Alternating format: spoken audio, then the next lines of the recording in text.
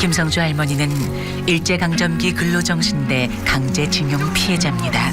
여자 근로정신대는 특히 학교 단위를 동원의 수단으로 삼았다라고 하는 것이 특징입니다. 지역별로 할당을 해서 초등학교 6학년 또래 아이들을 조직적으로 보냈었고, 그러니까 대상도 10대 초반인 것도 문제이지만 그들한테는 그 학교나 스승이라고 하는 것은 대단히 어떻게 보면 구속력을 갖는 존재인데, 학교 담임선생이나 교장을 통해서 학교에 모이도록 해서 이렇게 좀 동원을 했습니다.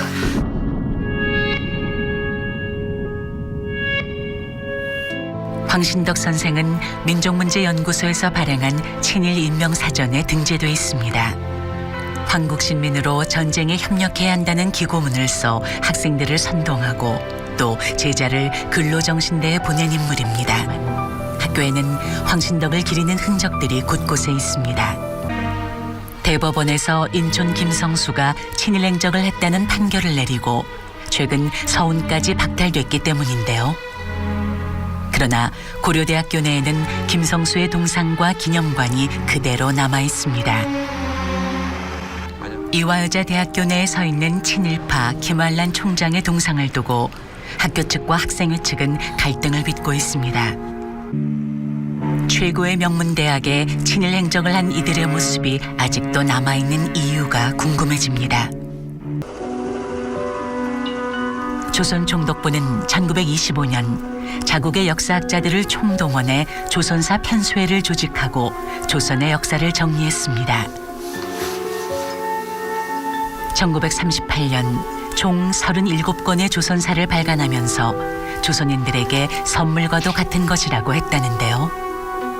1910년대에는 일본 학자들조차도 천령은 요동의 천령을 말한다고 했는데, 여기서부터 압록강 이남으로 내려오기 시작한 겁니다. 요걸 전부 압록강 이남에 거의 강원도 쪽에 있는, 강원도 북단에 있는 지명들로 다 이렇게 끼워 맞췄습니다. 스다소기츠가 만들었고, 이방도 선생이 그 스다소기츠가 강의하는 현장에서 수업을 들어서 들은 다음에 한국에 와서 진단학교 만들고 서울대 교수로 그 1945년 가면서 한국사 교과서를 만들고 그러는데, 그 제자들이 다 따르고 이렇게 만들어진 역사가 대한민국 한국사 교과서 아니겠어요? 이것을 무너뜨린다는 것, 이것을 바꾼다는 것은 천동설에서 지동설로 넘어가는 것보다도 쉽지도 않아요. 사학계 한쪽에서는 이러한 의견을 경계해야 한다고 이야기합니다. 우리나라 역사 교과서에 조선사가 반영이 되었다라는 식의 주장들이 있어요. 저는 이제 그런 주장들이 쇼비니스트들이 하는 얘기들이라고 생각해요. 반영이 아예 안 됐다라고 말할 수는 없지만, 아까도 말씀드렸듯이 기본적으로 조선사라는 책은 그냥 사료집이에요. 그걸 이용해가지고 이제 이 사료들을 모아놓고 이제 펼쳐보고 참조하기 좋게 만들어놓은 자료집인 것이고, 그것과 별개로 우리나라에서는 우리나라 입장에서 역사 교과서를 계속 만들어 왔던 거죠. 그러니까 그런 얘기는 별로 큰 의미가 없는 지적이라고 하는, 한국 역사학계에서는 그런 식민주의 사학을 극복하기 위해서 많은 노력을 해왔습니다. 우리 학교는 군대의 복제품이에요. 보니까 독일이 프랑스 점령한 건 3년이거든요. 3년이 채 안 될 거예요. 근데 우리는 만 35년이 넘었고, 그 전에 35년까지는 70년 동안 우리 이걸 지배했는데 왜 우리 속에 일제전쟁 없겠습니까? 친일 문제를 이렇게 제기했을 때 빨갱이 같은 미꾸라지 한 마리가 미술계를 다 흐트러 놨다, 이런 표현으로 저를 공격하게 됐고요. 우리에게 은덕을 주신 분들을 이렇게 그 논문에다가 거론을 해서 그 욕을 매겨서 되겠냐. 그 문제된 부분을 삭제해라. 미술계의 친일은 누구도 이야기해서는 안 되는, 그저 과거로 흘러가 버린 지난 일일까요? 우리 그리신 분이 친일하신 화가예요. 일제 때. 대부분은 처음 듣는다는 반응. 얼굴을 그린 분이 친일하신 분이 그렸어요. 일제 때. 친일? 예. 친일파? 조금 충격적이에요. 되게 화가 나요. 당장 바꿨으면 좋겠어 진짜. 세종대왕의 영정을 그린 화가는 운보 김기창. 그는 친일 화가입니다. 게다가 화가 본인의 얼굴을 그렸다는 의혹까지 있는 상황. 왜군을 물리치거나 일제에 저항한 위인을 친일 화가가 그렸다면 우리는 어떻게 받아들여야 할까?